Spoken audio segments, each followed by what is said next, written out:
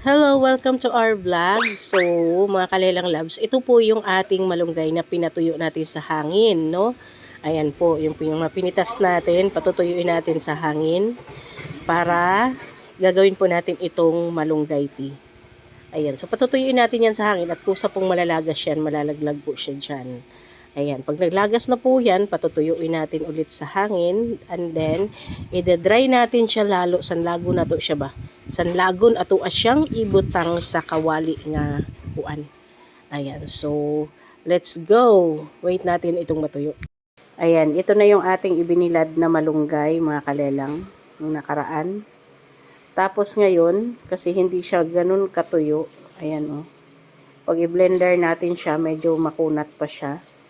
Kaya, ang gawin natin dito, isasangag natin para magiging firm siya. Tapos, saka natin i-blender. Ayan, so dahil mainit yung ating kawali, mga kalelang, ilagay natin to. Malunggay, yan. Para masangag siya. Ma-dry siya. Mag-firm. Para pag ating i-blender, madurog ka agad. Yan. Kasi ganun lang, halukay-halukayin mo lang yan hanggang sa magiging crispy siya. Yan. Unti-unti lang kasi hindi magkasya. Ayan, so baliktarin mo lang siya ng baliktarin, halukayin mo lang siya ng halukayin, ganyan, para ma-firm. Hanggang sa mag-firm po siya. So, ayan na po, oh. Diba? Pag nag-firm na kasi siya, mas mabilis po siyang i-blender. Ayan, so, nag-firm na siya, na uga na siya. So, ato ano yung kuhaon. Di nato pa sagdahan ba, di nato sobrahan kay baso inyag mupait mangunin siya basta masunog. So, kailangan tama na. Ayan, ganyan, okay na yan. Kasi pag masunog din siya, mapait. Ayan, so, pabugnaon sa nato. Ito i-blender natin. Ito yung ating i-blender. Ayan. Diba? So, blender natin ito, madulurog ka agad siya kasi crispy na siya. Ayun, paanhin lang natin. Palamigin lang natin ito.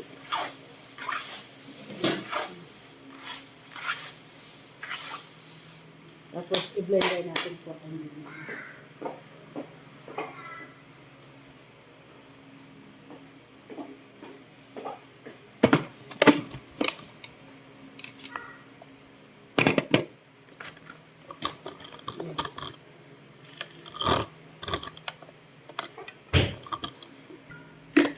ayan, so ito ang gagamitin natin. Lagyan lang natin to. Ganyan. Ano ba, makalelang. Yan. Lagyan natin to. Tapos, lagyan natin.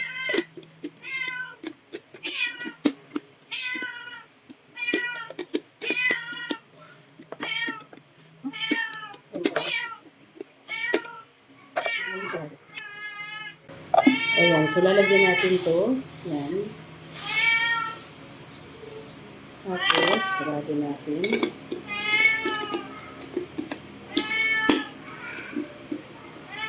Sarado agad.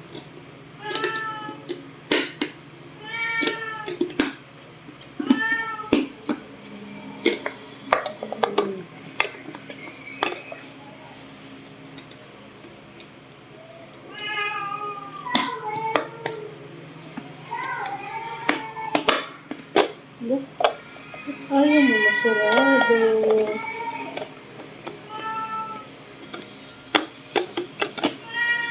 Yun. Ano pala yung pasok natin. Ilagay natin dito naman. Ano siya. Ayan. Ikot natin. Ito pala yung kasaksak. Ayan.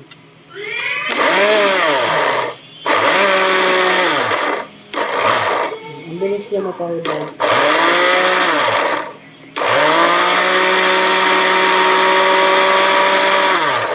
Okay. So, powder na agad siya. Ayan. Ayan, ang bilis niya na powder. Ayan. Sali natin siya dito. Ayan. Bango. Ayan. Ayan, powder na siya. Tapos, lagyan naman tayo ulit. Ang dami natin magagawa sa ano niya. Kahit pinuin pala natin kasi pag na-powder na. Kasi hindi mo masasarado yung ano natin pagka sobrang pundo pala. Ayan, tapos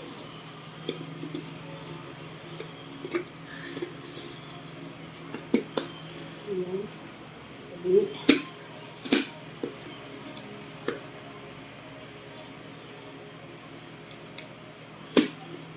kailangan sakto lang yung laman. Hindi siya masasarado pag sobra-sobra. Pag apaw-apaw yung ating nilalagay.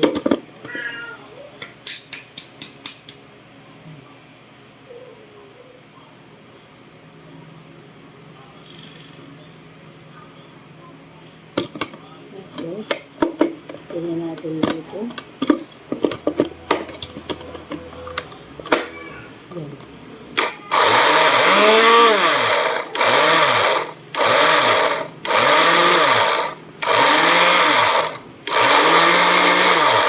Bilis lang yung powder, guys. Dagdagan natin ito. Dapat pala sakto lang talaga. Kasi naiipit dito yung iba.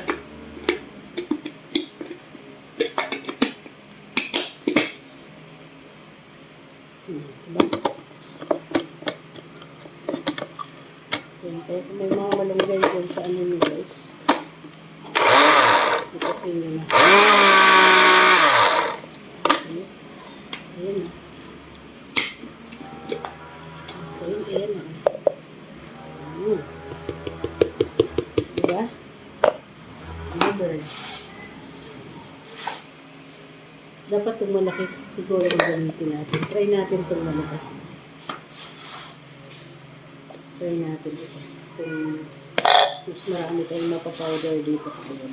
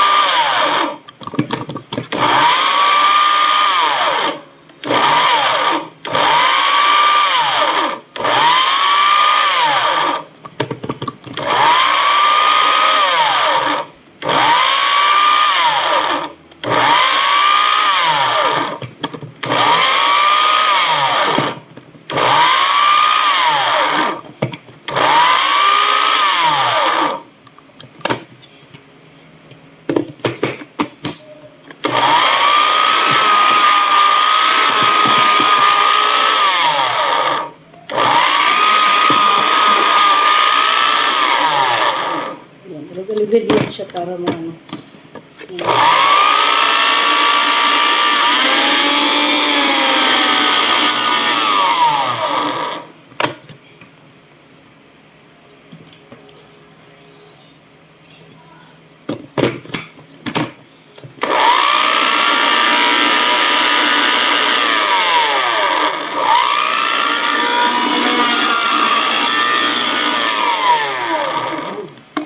O, diba?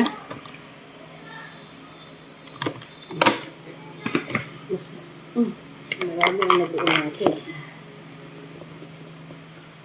Yan.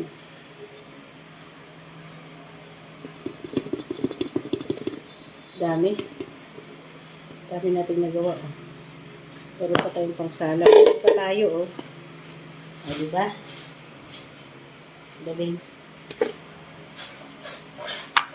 Busin na natin ito. So, maliit na natin ito. Pero lahat yan gagawin na natin kasi ano baka Tira lang.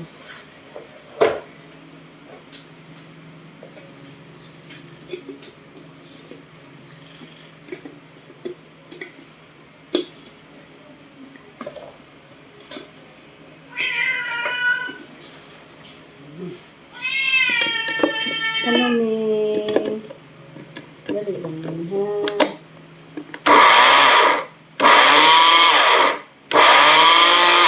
Mas mabilis ito maka-dito.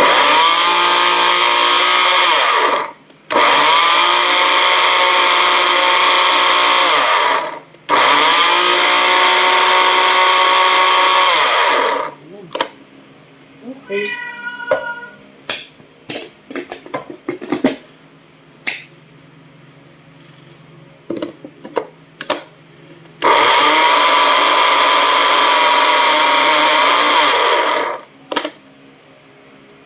Okay. Ready ba? Okay. Ubusin na natin itong natitira, guys. Yan. Salam na natin ito.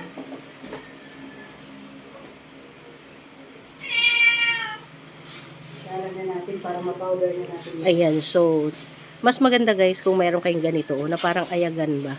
Nigo. Kumbaga nigo sa Bisaya nga kuan. Butanganan inano. Kasi ano yan siya. Yung kawayan. So, mabilis mag-dry dyan. Hindi magbasa-basa. Hindi magdikit-dikit yung malunggay. Hindi magmo-moist. Unlike kapag plastic mo kasi siya i-dry, magdidikit-dikit yung dahon. Yung mo lang bumili ng malunggay tea, diba? Kasi ganun din naman yun. So, ito, ikaw gumawa. Pure na pure.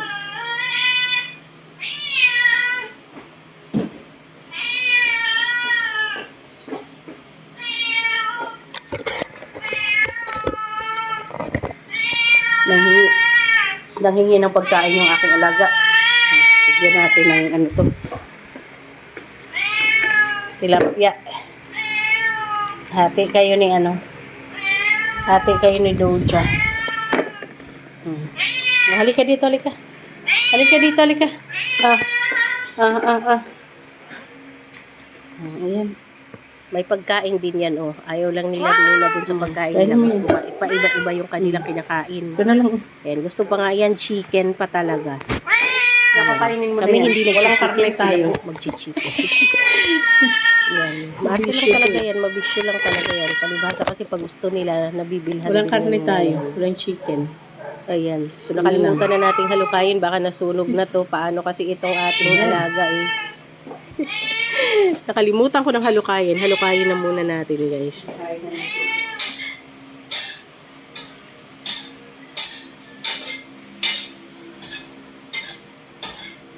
Dapat laging halukayin kasi baka masunog.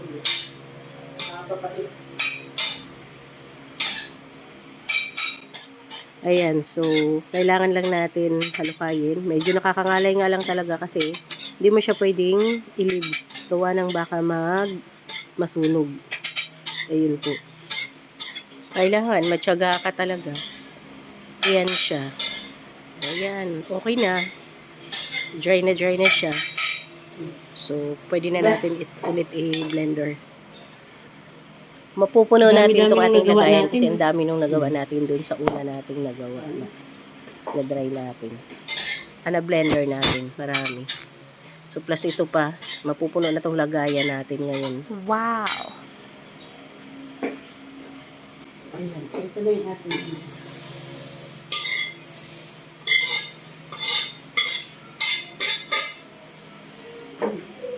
kung mayroong plastic na sandok, guys, or kawayan, yun po ang gamitin nyo. Huwag itong stainless kasi ang ingay.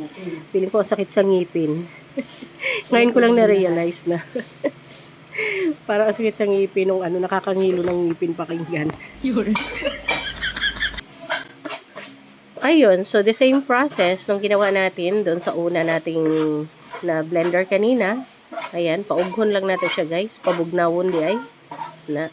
Ito lang halukay-hulukayin para mabugnaw din siya. Okay, tapos ngayon, i-blender na din natin. Ayan, dito na lang tayo sa malaki gumamit para mas mabilis tayo makatapos. Mabilis din naman yung isa, pero paunti-unti lang ang laman na ilalagay natin. Unti lang maibiblend natin. Unlike this one, marami ang mailalaman.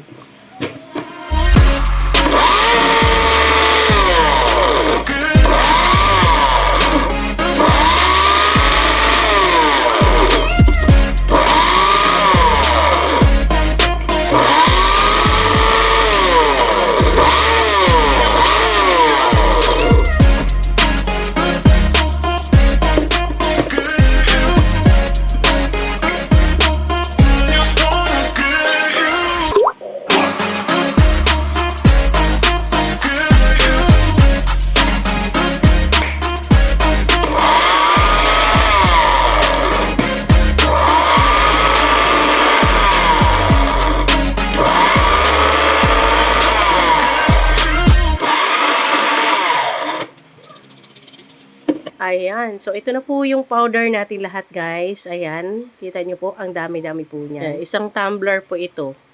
Ayan, punong-puno po talaga siya. Tapos, kapag magkape ka, halo mo lang po siya sa kape mo, sa tea, ayan, kahit anong inumin mo, gusto mo. Kunti lang ang, depende lang sa kung ano ang gusto mo na panlasa. Kung maraming powder na gusto mo, ayan po. Diba?